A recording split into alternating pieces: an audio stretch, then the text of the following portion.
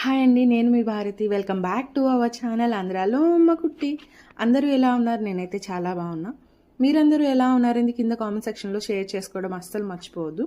ఈరోజు వీడియో ఏంటి అంటే ఉత్తరప్రదేశ్లోని ప్రయాగ్రాజ్ దారాగంజ్ ప్రాంతంలో గంగా నది ఒడ్డునున్న ఒక పురాతనమైన హిందూ దేవాలయాన్ని అయితే చూపిస్తాను. ఇక్కడ స్పెషాలిటీ ఏంటంటే ఇక్కడ సర్పాలకి రాజైన వాసుకి దేవాలయం ఇక్కడ ఉంటుంది. ఆ ఆలయం యొక్క విశిష్టత ఏంటి, ఎలా ఇక్కడ ఆయన వెలిసాడు అన్నది ఈ వీడియోలో నాకు తెలిసిన ఇన్ఫర్మేషన్ మీతో షేర్ చేసుకుంటాను. వీడియో అయితే స్కిప్ చేయకుండా లాస్ట్ వరకు ఎవరైనా ఫస్ట్ టైం మన ఛానల్ కొత్తగా చూస్తున్నట్టయితే please subscribe to my channel and follow Insta ID. కింద లింక్స్ అయితే ఉంటాయండి. ఇక్కడ వాసుకి దేవాలయం ఎలా వచ్చింది అన్నదానికి చెప్తానన్నాను కదా. సముద్ర మథనంలో మందార పర్వతానికి తాడుగా వాసుకిని ఉపయోగిస్తారు. ఆ రాపిడి వల్ల ఆయన శరీరంలో తీవ్రమైన గాయాలు ఏర్పడతాయి. బాగా నొప్పులతో ఆయన అలసిపోయి విశ్రాంతి కోసం మహావిష్ణువు ప్రార్థిస్తూ ఉంటే ఆ మహావిష్ణువు చెప్పడంతో ప్రయాగ్రాజ్లోని గంగా నదిలో స్నానం ఆచరిస్తే నీ గాయాలన్నీ పోతాయి, అక్కడ విశ్రాంతి తీసుకోవచ్చు అని. అప్పుడు ఆయన ఏం చేస్తాడంటే అక్కడ నదిలో స్నానం ఆచరిస్తే గాయాలన్నీ పోయి విశ్రాంతి తీసుకొని తిరిగి వెళ్ళిపోయే సమయంలో అక్కడ ఉన్న దేవతలు, మునులు, ఋషులు ఉంటారు కదా, వాళ్ళందరూ అడుగుతారు ఈయన్ని ఇక్కడే ఉంచండి, ప్రయాగ్రాజ్ రక్షకుడుగా ఈయన ఇక్కడే ఉండాలని కోరుతారు. కానీ ఆయన వాసుకి ఏం చేస్తారంటే 2 షరతుల్లోనే నేను ఇక్కడ ఉండడానికి ఒప్పుకుంటానని చెప్తారు. ఏంటి ఆ 2 షరతులు అంటే, ఫస్ట్ది అయితే త్రివేణి సంగమం స్నానం చేసిన తర్వాత ఆయన్ని దర్శించుకోవాలి. రెండోదేమో శ్రావణ మాసంలో వచ్చే నాగపంచమి రోజున ప్రత్యేకమైన పూజలు నాకు ఇక్కడ చెయ్యాలి అని వాసుకి షరతులు అయితే పెడతారంట. వాటికి ఒప్పుకొని ఈయన ఇక్కడ వెలుస్తారు. ఇక్కడ ఏంటి అంటే గర్భగుడిలో పవిత్రమైన వాసుకి విగ్రహం ఉంటుంది. అది బ్రహ్మదేవుని మానసపుత్రులు స్వయంగా ఇక్కడ ప్రతిష్ఠిస్తారంట. ఏకశిల మీద 5 పడగలతో ఇక్కడ విగ్రహాన్ని అయితే మనం చూడగలం లోపల. ఇక్కడ చుట్టూ ఏంటి అంటే ఇక్కడ పూజలు జరుగుతూ ఉంటాయి. మనకి కాలసర్ప దోషాలున్నా ఏవున్నా సరే పోవడానికి పూజలు చేస్తారు కదా. అందులో ఇది 2వ స్థానమైన గుడిగా ప్రసిద్ధి చెందింది. మొదటి స్థానమేమో నాసిక్లో పూజలు చేయించుకుంటే సర్పదోషాలు పోతాయని నమ్ముతారు. అలానే ఇది 2వ స్థానం. ఇక్కడ పూజలు చేయించుకుంటే కాల సర్పదోషాలు అవన్నీ క్లియర్ అయిపోతాయని అక్కడ వాళ్ళు చాలా మంది నమ్ముతారు. అలానే పూజలు కూడా చేస్తారు. నేను చెప్పాను కదా గర్భగుడిలో ఏకశిల మీద 5 పడగలతో విగ్రహం అయితే చెక్కి ఉంటుంది. చూడండి, మేము ఆఫ్టర్నూన్ టైం వెళ్ళాము. సో అక్కడ పూజారు కానీ ఎవరు లేరు, కానీ చాలామంది చుట్టూ పూజలు అయితే జరుగుతూ ఉన్నాయి. నేను అవి కూడా మీకు క్లియర్గా చూపిస్తాను. వాసుకి దేవిని చూడండి. వాసుకి మీన్స్ ఈయన లేడీ కాదు, మొగ అతను. శివుడి మెడలో ఉండే పాము వాసుకి.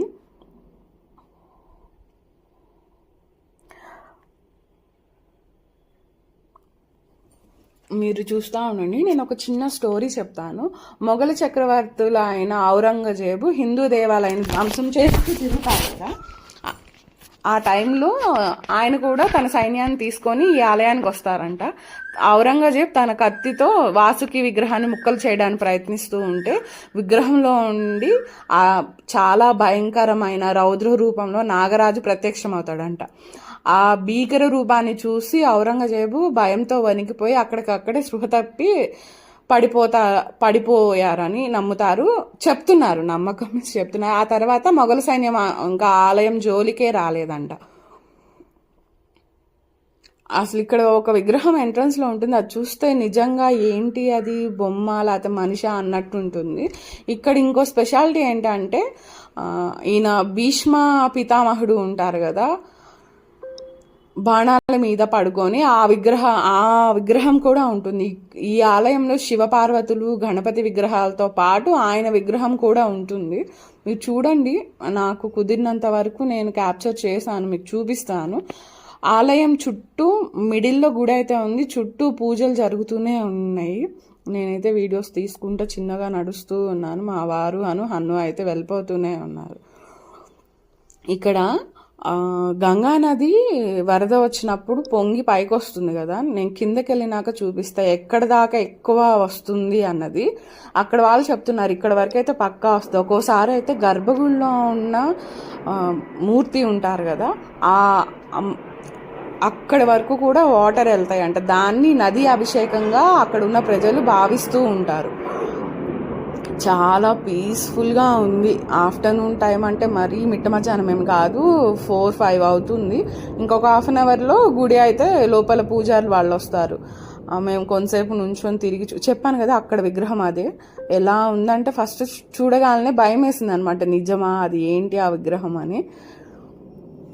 పూజలు జరుగుతూ ఉన్నాయి చుట్టూ చూపిస్తూ. ఏ టైంకి వెళ్ళి చూడాలో కూడా తెలుస్తుంది కదా అని.